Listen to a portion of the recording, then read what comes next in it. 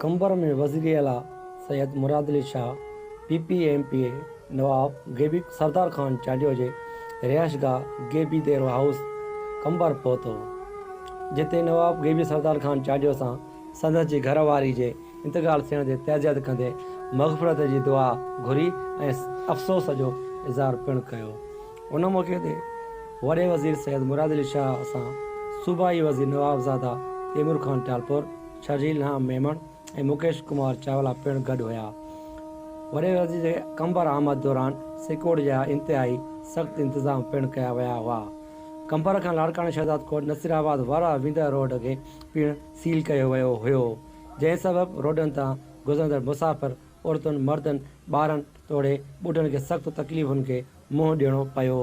Road बंदि करण वारे मामले ते पुलिस ऐं मुसाफ़िरनि विच में झड़पूं पिणु थियूं।